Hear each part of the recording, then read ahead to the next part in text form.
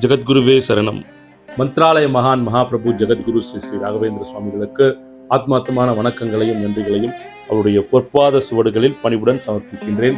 நீங்களும் உங்கள் குடும்பத்தாரும் நிகபர சுகம், ஆனந்தம், ஆரோக்கியம் அனைத்தும் பெற்று என்றென்றும் நல்வாழ்வு பெற வேண்டும் என்பதனையே பிரார்த்தனைகளாக குருராஜுடைய பொற்பாத கமலங்களில் மீண்டும் சமர்ப்பிக்கின்றேன். வாழ்க்கை இன்னைக்கு இருக்கக்கூடிய ஸ்ட்ரெஸ்ல எது கிடைச்சாலும் அந்த கிடைச்ச நேரம் அப்படிங்கிறது அதுக்குன்னு ஒரு கால அளவு இருக்குது. எந்த பொருளாக இருந்தாலும் சரி, எவ்வளோ பெரிய ஒரு காஸ்ட்லியான விஷயம் நம்ம வாங்கினாலும் சரி, நமக்கு சொந்தம் கொண்டாடினாலும் சரி, அதற்குன்னுட்டு ஒரு சில காலகட்டங்கள், கால நேரங்கள், காலாவதி நேரங்கள் அப்படின்னு இருக்குது. அது வரைக்கும் தான் அது நமக்கு சந்தோஷத்தை கொடுத்து கொண்டிருக்க முடியும். அதற்கு மேலே சந்தோஷமே இருக்காது. மீண்டும் வாங்கிய பொருளோ வாங்கிய எதுவாக இருந்தாலும் அது பழையதாகத்தான் தெரியும். புதுசாக வேற எதனா தேடி வாங்கலாமான்னு சொல்லிட்டு மனம் தந்திரம் மிக்கது. அது அப்படிதாங்க மாறி மாறி போயிட்டே இருக்குங்க. அதை நாம் இனம் கண்டு கொள்ள வேண்டும். இது தவறான இடத்தை நோக்கி சென்று கொண்டிருக்கிறது, இது தவறான இயல்பிலே இயங்கிக் கொண்டிருக்கிறது அப்படின்னு சொல்லிட்டு நாம் அடையாளம் கண்டு கொண்டால் அது ஞான வாசலின் திறவுகோலாக நிச்சயம் இருக்கும். ஆகாஷ் அப்படின்னு ஒருத்தர், அவர் மிகப்பெரிய செல்வந்தர். அவர்கிட்ட இல்லாத காரே கிடையாது. நிறைய எல்லா காரும் வச்சிருப்பாரு.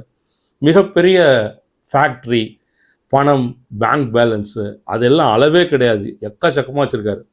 ஆனால் அவருக்கு ஏனோ ஒரு நிம்மதி இல்லை. சரி, இது ஒரு குருவை பார்த்து கேட்டு அவர்கிட்ட தெரிஞ்சுக்கலாம் அப்படின்னு சொல்லிட்டு ஒரு ஆசிரமத்துக்கு போகிறார். அது ஒரு கிருஷ்ணர் கோவில். ஹரே கிருஷ்ண ஹரே கிருஷ்ண கிருஷ்ண கிருஷ்ண ஹரே ஹரே, ஹரே ராம ராம் ராம் ஹரே ஹரே அப்படின்ட்டு சதா சர்வ நேரமும் அந்த இடத்தில் இந்த மந்திரங்கள் ஒலித்து கொண்டிருக்கும். அந்த இடத்துக்கு போகிறார் நம்ம ஆகாஷ்.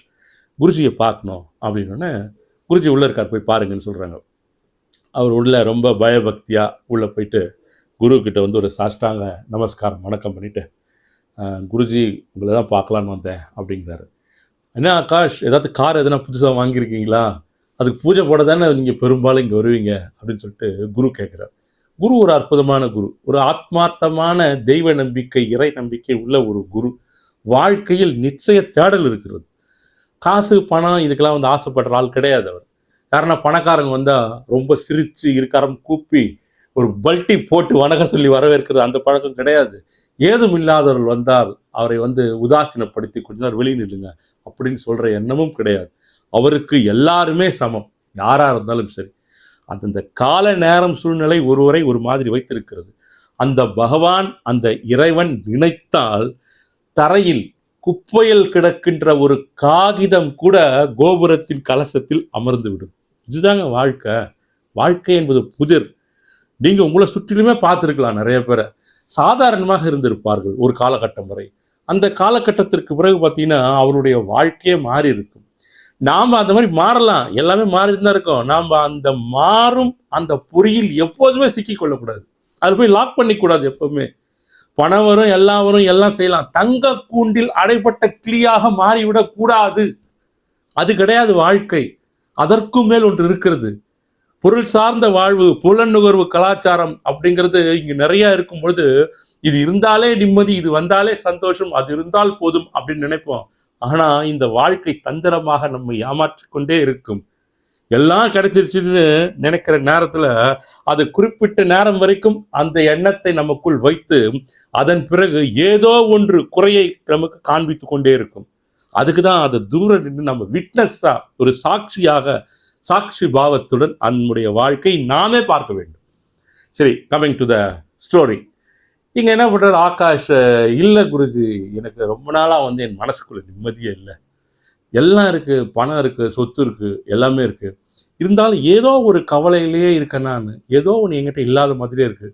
சரி, அந்த கவலை போக்குறதுக்கு ஏதாவது ஒரு பொருளை வாங்கி, இல்லை எதனா வெளியூர் போய் வெளிநாடு போனால் சந்தோஷப்படலாமா நினச்சா கூட என் உள்ளத்துக்குள்ளே இருக்கக்கூடிய அந்த ஒரு இல்லாமை, ஒரு வெறுமை அப்படிங்கிறது தொடர்ந்து என்னை ஆட்படுத்தி கொண்டே இருக்கு. இது எனக்கு முதல்லலாம் ரொம்ப லேட்டாக வரும், இப்போ அடிக்கடி வர ஆரம்பிச்சிருச்சு அப்படின்னு குருஜி கிட்ட ஆகாஷ் தன்னுடைய வேண்டுதலை சமர்ப்பிக்கிறார். இது மாதிரி இருக்கு, என்ன பண்ணுறது, ரெக்வஸ்ட் பண்ணுறாரு, இது மாற்றுறதுக்கு எதனா பண்ணணும்னுட்டு. குருஜி என்ன பண்ணுறாரு, கொஞ்ச நேரம் யோசிக்கிறார். யோசிச்சுட்டு ஒரு ஸ்பூன் எடுத்துகிட்டு வாங்கன்றார். அவருடைய சிஷ்யர்களை ஒரு ஸ்பூன் கொண்டு வராங்க. அந்த ஸ்பூனில் ஒரு சொட்டு தண்ணீர், ஒரே ஒரு சொட்டு தண்ணி இருக்காது. அந்த ஒரு சொட்டு தண்ணீரை அதில் போடுறேன். அந்த சொட்டு தண்ணி அதில் இருக்குது. அந்த ஸ்பூன் அவர் கையில் கொடுத்துட்டு, இந்த தண்ணீர் இதிலிருந்து கீழே சிந்தாமல் இந்த ஆசிரமத்தை 3 முறை நீ வலம் வர வேண்டும் அப்படிங்கிறார். ஆகாஷ் எதுவும் கேட்கல. ஆகாஷ் ஒரு பக்தியான ஆள் தான். சரி, குரு ஏதோ ஒரு காரணத்திற்காக இதை நமக்கு சொல்கிறார் அப்படின்ட்டு உடனடியாக அந்த ஸ்பூனை அவர்கிட்ட வாங்கிட்டு ரொம்ப கவனமாக அந்த ஒரு சொட்டு தண்ணீர் சிந்தாமல் சிதறாமல் கீழே விழாமல் ரொம்ப கவனமாக அதனை பார்த்து கொண்டு 3 முறை அந்த கிருஷ்ணர் கோவிலை வலம் வருகிறார். வலம் வந்து முடிச்ச உடனே குருஜி கிட்ட வர, குருஜி 3 முறை நான் வலம் வந்துட்டேன் அப்படின்ட்டு அவர்கிட்ட தர. குருஜி உடனே என்ன பண்ணுறாரு, சரி அங்கே வைங்க அப்படின்னு சொல்கிறார். வச்சுடுறார். நீங்கள் இதை சுற்றி வரும்பொழுது துளசி வாசம் உங்களுக்கு ஏதாவது ஒரு இடத்தில் வந்ததா அப்படின்னு கேட்குறார். இல்லையே குருஜி, நான் கவனிக்கலையே அப்படிங்கிறார். உள்ளே கிருஷ்ண பகவானுக்கு ஆரத்தி எடுத்தார்கள், மங்கள ஆரத்தி, மணிகள் முழங்க, அது உங்களுக்கு கேட்டதா அப்படின்னு கேட்குறார். இல்லை குருஜி, கேட்கல அப்படிங்கிறார். சரி, ஒரு பக்தர் கதறி கதறி அழுது கிருஷ்ணனை பிரார்த்தித்து கொண்டிருந்தார், அதையாவது பார்த்தீர்களா அப்படின்னு கேட்குறாரு. இல்லை குருஜி, நான் பார்க்கல, என்னுடைய கவனம் முழுக்க இந்த தண்ணீரில் இருந்தது அப்படின்றார்.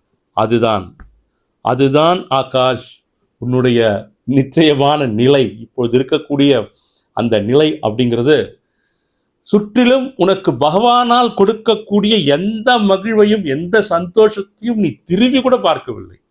எப்படி இந்த ஒரு சொட்டு தண்ணீர் கீழே விழாமல் இருக்க வேண்டும் என்று நினைத்து நீ அந்த ஒரு ஸ்பூன்ல வச்சு எடுத்துட்டு போனல்ல, உன்னுடைய கவனம் முழுக்க அந்த ஒரு சொட்டு தண்ணீர் தான் உன்னுடைய வியாபாரம், கோடியை பல கோடியாக மாற்றுவது, பல இடங்களை வாங்குவது, பேங்க் பேலன்ஸ் அதிகப்படுத்துவது அப்படிங்கிறது மொத்தமே அந்த ஒரு சொட்டு தண்ணீர் தான்.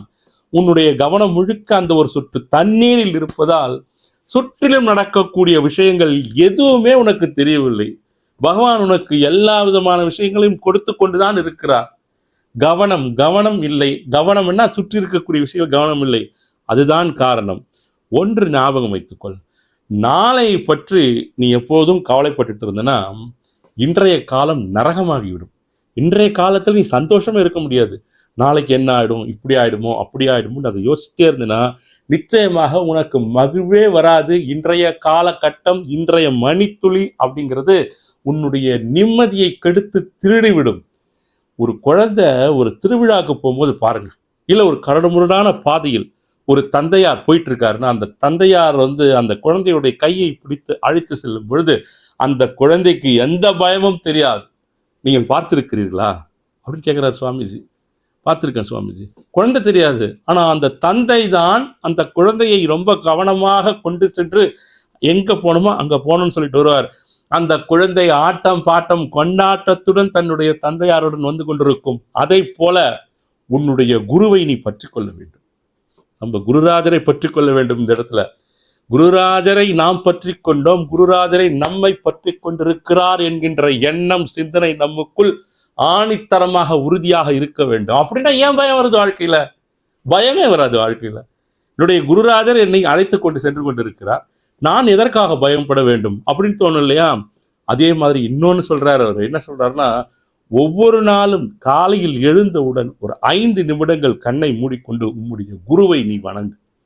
நம்ம சொல்றோம் ஓம் ஸ்ரீ ராகவேந்திராய நமக. ஒரு 5 நிமிடம் படுக்கையிலிருந்து எழுந்து அமர்ந்தவுடன் இந்த எண்ணங்கள் உலகம் முழுக்க சென்று என்னென்ன எங்கெங்க இருக்குன்னு எல்லாத்தையும் நம்ம டேட்டாபேஸ் உள்ள போடும்ல.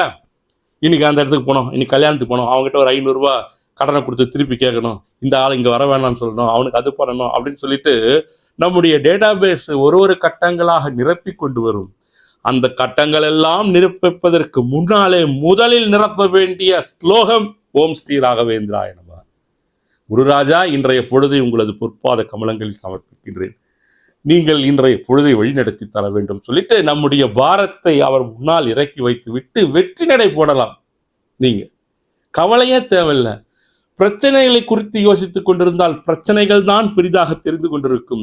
குருராஜரை பற்றி நீங்கள் யோசிக்க துவங்கினால், குருராஜருடைய பொற்பாத கமலங்களை சிந்திக்க துவங்கினால் பிரச்சனை தூசாக மாறிவிடும். வாழ்க்கைன்றது ஒரு ஓட்டப்பந்தயம் கிடையாதுங்க. ரொம்ப வேகமாக ஓடி போய் இதை புடி அதை புடி இதை புடி ஓடுற ஓட்டப்பந்தயம் கிடையாது. மகாபிரபு ஜெகத்குரு ஸ்ரீ ஸ்ரீ ராகவேந்திர சுவாமிகள் தலைமையேற்று நடத்தி கொண்டிருக்கக்கூடிய ஒரு அற்புதமான ஊர்வலம். அந்த ஊர்வலத்தில் நாமெல்லாம் நடந்து போயிட்டுருக்கோம் அவரோட. அப்படி நினைச்சோம்னா வாழ்க்கையில் நமக்கு எப்பவுமே வருத்தங்கள் சோகங்கள் வரவே வராது. வரும், வந்தால் கூட அதை பார்ப்பவன் ஒருத்தர் இருக்கான் இல்லையா நமக்குள்ள, அவன் அதை பார்ப்பான். அதை பார்த்துட்டு ரைட் இதான வந்திருக்கியா, சரி ஓகே ஜஸ்ட் பாஸ் இட் அப்படின்னு. ஸோ அந்த கவனிப்பவன் கவனித்து கொண்டே இருக்கும் பொழுது உருவாகுபவை எதுவாக இருந்தாலும் உங்கள் உள்ளத்திற்குள் அதனை பார்ப்பவன் உறுதியாக இருக்கும் பொருட்டு உருவாகும் எண்ணங்கள் பற்றி நீங்கள் துளி கூட கவலைப்பட வேண்டும். அதுதான் உறுதி வேண்டும்.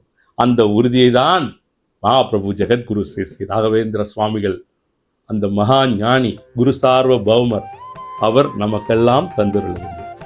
நிச்சயம் வாழ்க்கையில் அனைத்து விதமான வெற்றிகளை நீங்கள் பெறுவதற்கு என்னுடைய வாழ்த்துக்கள், வணக்கங்கள்.